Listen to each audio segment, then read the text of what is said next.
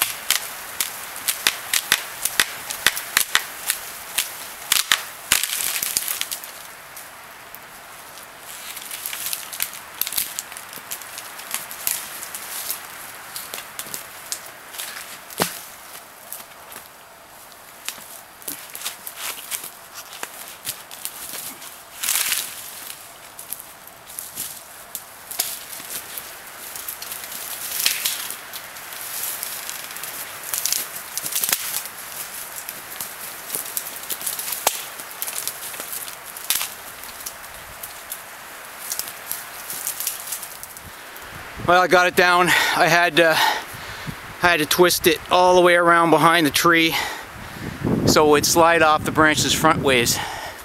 Almost came down on my camera. So I'll cut this up in a couple pieces and get rid of it, and I almost got the hammock area done. Okay, I think we're all cleared out. I'll show you what we got.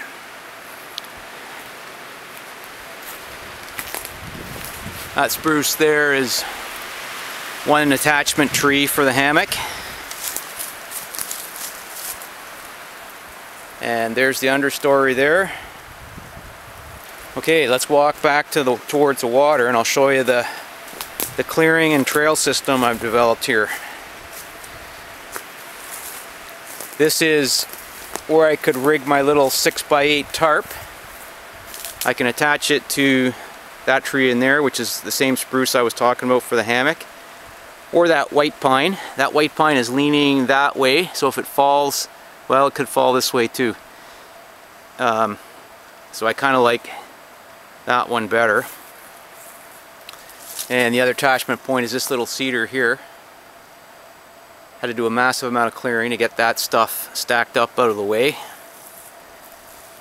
So I've got a clear understory here. I can build a little seat, I haven't done that yet, out of logs, and cook with my alcohol stove in here. It's supposed to be raining tomorrow and the next day, so we'll see about that. I don't think I should build a fire in here. It's a bit hazardous. There's no rocks on this site. I've looked and looked, and there's pine needles everywhere, and there's an organic duff, and the fire would carry. I don't have big buckets to put it out. So this area here was all jammed in with branches this way and this way, so I cleared that out, and I can scoot through here. And here's the juniper patch in front of the water.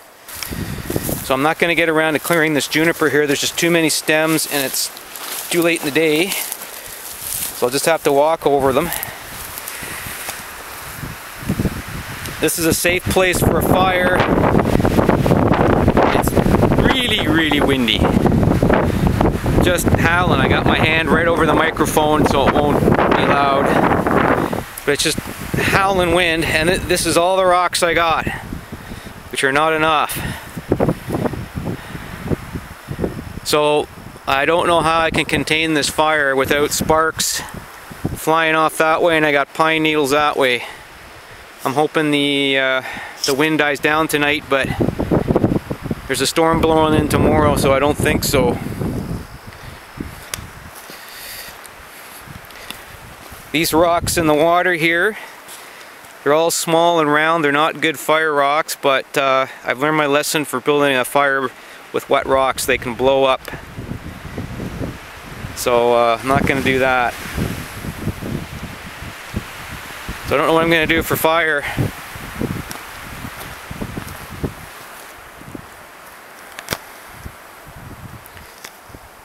So I'll just walk back the other way and show you the campsite improvements I've made here. Walking from the water back to where my hammock's going to be and where the tarp's going to be. I cleared the branches here that were crisscrossing and blocking. Come through here. There was a snag across here. I cleared it so there's more permeability that way. That's the way out as well. Back to the road. This area was all jammed. There was a young balsam tree right here which obliterated the site for setting up a tarp, so I had to remove that and cleared some blowdown. And now for a little 6x8 tarp or an 8x10, got enough room here. And the hammock spot, fairly sheltered. So it's getting late now. Well, enough talking, time to work. So it's about 5:30 and overcast, rain clouds are coming in, wind is howling. It's a good thing I found and cleared out this more sheltered area. It took me a while to rig the bear rope for hanging food. These boreal trees are very hard to find a branch between two trees to do that. So it looks like I won't have time to build a fire with some kind of log containment out on the rock. The logs would catch fire, but then I could roll them into the water when I was done. I can't find any rocks. This is the tarp setup. That's a 6x8. It's really small, but good for hiking. And I don't have a chair yet. I gotta build one, but I'm running out of time here for daylight, probably for rain. So I've got my alcohol stove anyway, and I can eat.